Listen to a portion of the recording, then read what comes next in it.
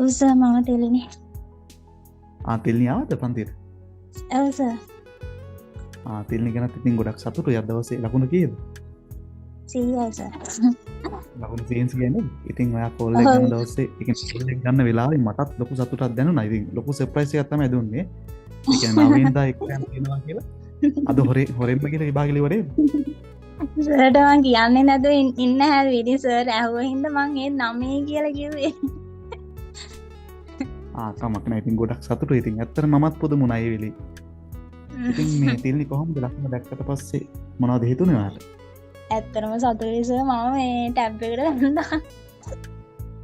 නැන්දගෙන මිල්ලිය මට මාර සතුටුයි. හොඳේ ඒත් මං අර මේ එතන අර මිස් කෙනෙක් කියනවානේ මේ මොකක්ද ප්‍රශ්නයක් තියෙනවා නම් අත උස්සලා කියන්න කියලා.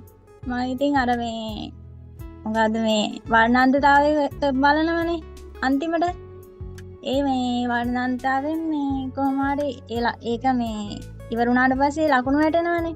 මං ඒත් හිතුවේ අර මේ වර්ණාන්තතාවයේ ලකුණු ඉස්සෙල්ලා වැටෙනවා කියලා. ඊට පස්සේ මං අර මිස්ගෙන් ඇහුවා මේ මිස් කියනවා මේ ඔයාගේ මේ රිසල්ට් එක ඉතින් ඇවිල්ලා තියෙන්නේ. ඇත්තටම හොඳයි නේ ලකුණු 100ක් ගන්න. ඉතින් මම මුලින් ඉඳලම ඉඳපු ළමයෙක් නේ සර් ක්ලාස් එකේ. ඔව්. අවුරුදු 1මාරකටත් කිට්ටු වෙන්නේ නෑනේ. ඔව් ලකුණු 100ක් ගන්න ලෙහෙසි පාසු නෑ. ඉතින් ගොඩක් සතුටුයි මේ. ඒ වුණාට ආව පේපරේ නම් ලේසියි සර්. මම බලාපොරොත්තු වෙලා ගියේ නම් අමාරු පේපර් එකක්. ආවේ නම් ලේසි පේපර් එකක්. ඒ තෙල්නියට අපේ පන්තියේ පේපර් වලට කොහොමද ලකුණු තිබුණේ ඇවරේජ් එකක් විදිහට? මට අන්තිමට ගෙනන් සර් නොකඩවාම 20ට වැදුනා. ඒ කියන්නේ අවසාන පේපර් ඔක්කොම 20 ඔක්කොටම 20 වැදුනා. ඒකත් මං අර මේ ටයිම් තියලා කරේ මේ අර සර් ලයිව් කරන ටයිම් වලට වඩා මම මේ ඒකෙන් ඒ කියන්නේ පේපර් එක කරා. ටයිම් තියලා කරාට. මේ ඉතින් තෙල්නිට පේපර් එකේ දේවල් ටික මතකද? ඔව් සර් මතකයි. මේ මුලින්ම තිබ්බා සර් මේ බසයක් අලුත් වැඩියා කරන එක. ඊට පස්සේ පයිසර් එක ඇවිල්ලා තිබ්බා අර මේ මුල් චේරල් කොජොන් හදා කියලා. අසවි කරනවා කියලානේ. ඔව් එහෙම තිබ්බා. ඒක අර මේ පයිසර් එක පෙන්නලා පින්තූරේ අර එහෙම ඉස්සරහින් තිබ්බා. එහෙම ඊට පස්සේ තිබ්බා ක්‍රේන් එකක් ආවා. ඒකෙත් අර වගේම ඉස්සරහින් මේ අර බාණ්ඩ ඔසවලා මේ අර ඔසවලා ගෙනියනවා අර ඒක එහෙම තිබ්බා. ඊට පස්සේ ඒක තමයි උත්තරයට ගන්න තිබ්බේ. ඊට පස්සේ තිබ්බා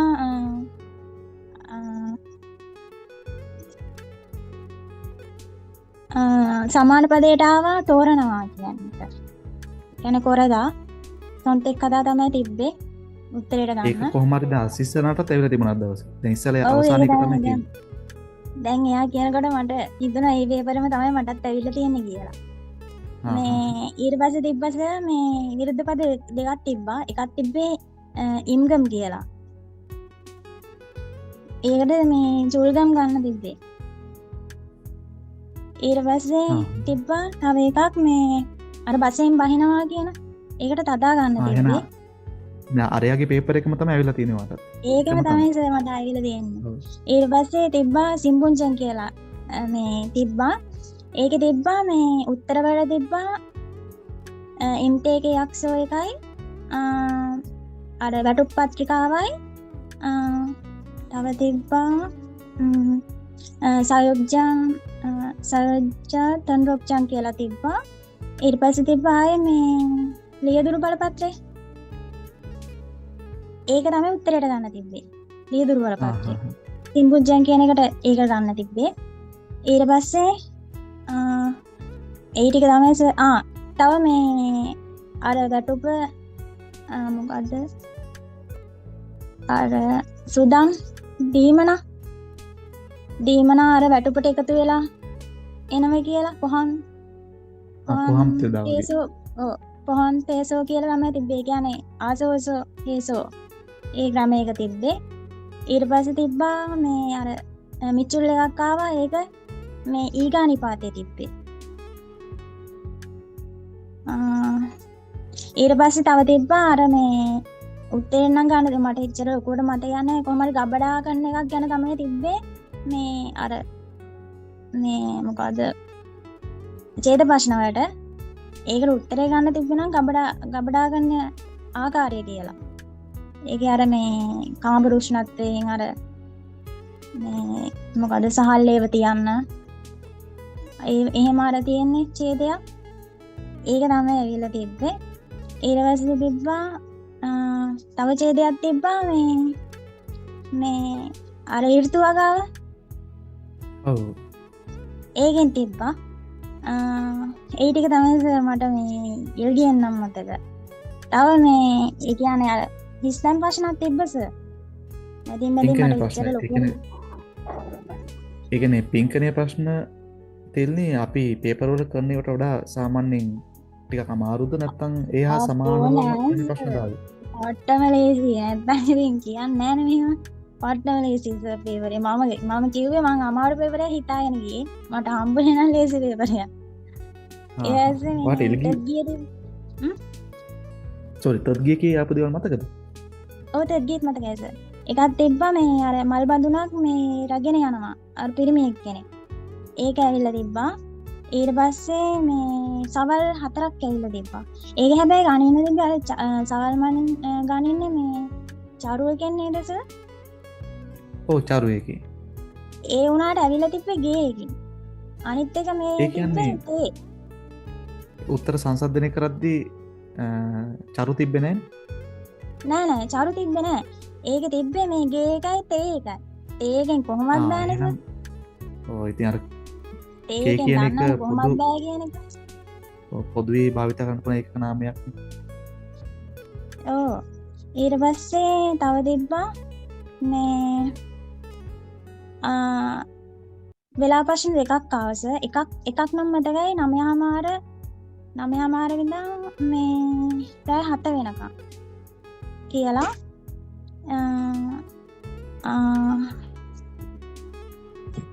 ඒ ටික තමයි සර් මට මේ ආදාව අන්තිම ප්‍රශ්නේ තිබ්බා චිප් දරි එකක්. ඒ කියන්නේ චිප් දරියකට මේ යෝජ කියනවා අර චිප් දරිය කට්ටියේ මේ ඒ නිසා මේ නම්ජර කියනවා මේ උදව් කරන්න එන්න මේ කැම්ප් පිළියෙල කරන්න උදව් කරන්න එන්න එහෙම කියලා කියනවා චිප් දරිය එක දවසට පොඩ්ඩක් යාට උදව් කරන්න කියලා ඉල්ලීමක් කරනවා. අර ප්‍රශ්නේ අහලා තිබ්බේ මේ යෝජා මේ නම්ජට මේ මොකටද ඉල්ලීම් කරන්න කියලා. හැබැයි උත්තරවල තිබ්බා චිප්තරීකට ආහාර හදලා උඩින් තබන්න ඒ කියන්නේ අර ඉල්ලීම් කරා කියලා එකක් තිබ්බා මේ ආහාර සූදානම් කිරීමට උදව් කරන්න ඉල්ලීම් කරා කියලා. දැන් අර බැලුමට ගන්න සර් චිප්තරීකට උදව් කරන්න එහෙම කියලානේ. එයාට ඒකට උත්තරේ ගන්න තිබ්බේ මේ අර ආහාර සූදානම් කිරීමට උදව් ඉල්ලුවා කියලා.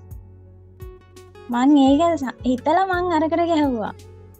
මේ දෙවන ප්‍රශ්නයට. ඒ කියන්නේ මේ චිප්දරීක ගණන් ගත්තේ නැහැ මං අර උදව් කරන්න කියලා කිව්වනේ යා. ආහාර මේ හදන්න. ඒකට ගත්තේ. ඒ කියන්නේ අර මේ උත්තරෙත් නැති ප්‍රශ්නෙත් නැති ඒව 4ක් විතර අවශ්‍ය. ඒව නම් ලේසි සර්. මේ මොනවද කියලා හිතෙනවා. ලේසි ඉතින් පේපරේ. කවුරුවත් මේ බය වෙන්න එපා. එතන බය වෙලා ගියොත් තමයි සර් මේ අර ලකුණ එහා මෙහා වෙන්නේ ළමයිට. මේ මාත් එක්ක ඒකෙල්ල ඒ කියන්නේ ගෑනු ළමයි 4 දෙනෙක් ගියා. එතන ඉඳන් කතා කරුවේ 4 දෙනාම 70 ගණන් ගණන් කිව්වේ සර්. ඒ කියන්නේ ළමයි හරියට බය වෙලා ඉඳි.